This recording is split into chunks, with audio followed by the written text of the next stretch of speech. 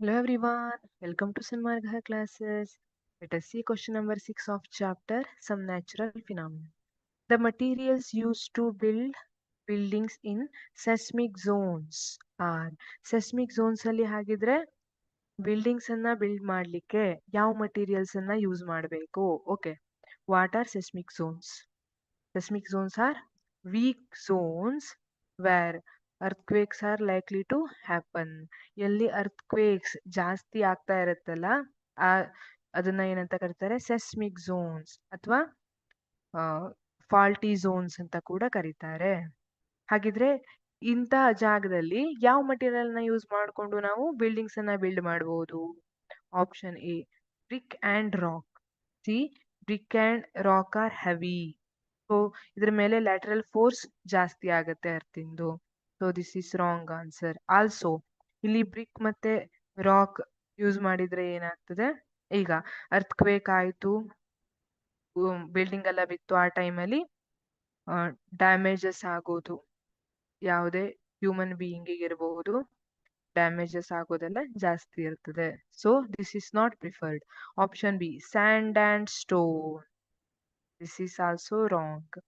Option C, cement and iron. No. ಇಲ್ಲೇನಾಗುತ್ತೆ? Brick, rock, cement, iron ಇದ್ರಲ್ಲೆಲ್ಲ earthquake ಆಯ್ತು ಅಂದ್ರೆ ಅದ್ರೊಳಗೆ ಬಿರುಕ್ ಬಿಡ್ಬೋದು, ಕ್ರ್ಯಾಕ್ ಆಗ್ಬೋದು ಬಿಲ್ಡಿಂಗ್ಸ್. ಅದೇ ತರ ಇದೆಲ್ಲ ಬಿತ್ತು ಅಂದ್ರೆ, ಈಗ ಐರನ್ ಮಟೀರಿಯಲ್ ಎಲ್ಲ ಬಿತ್ತು ಅಂದ್ರೆ ಏನಾಗುತ್ತೆ? ಯಾರ್ದಾರು ಮನುಷ್ಯರ ಮೈ ಮೇಲೆ ಬಿತ್ತು ಅಂದ್ರೆ ಡೈರೆಕ್ಟ್ ಜೀವನೇ ಹೋಗ್ಬಿಡ್ಬೋದು, ಅದೆಲ್ಲ ಚಾನ್ಸಸ್ ಇರುತ್ತೆ. ಸೊ ಇದು ಯಾವುದನ್ನು ಪ್ರಿಫರ್ ಮಾಡೋದಿಲ್ಲ. Option D, mud and wood. Yes, this is correct. Option D, mud and wood.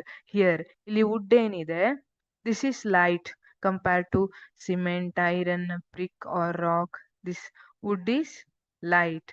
Also it is flexible.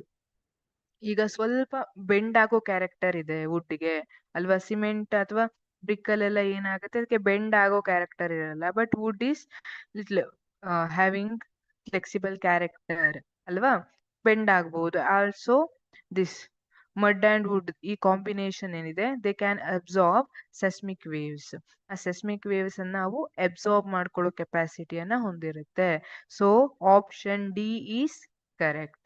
The materials used to build buildings in seismic zones are mud and wood. Thank you.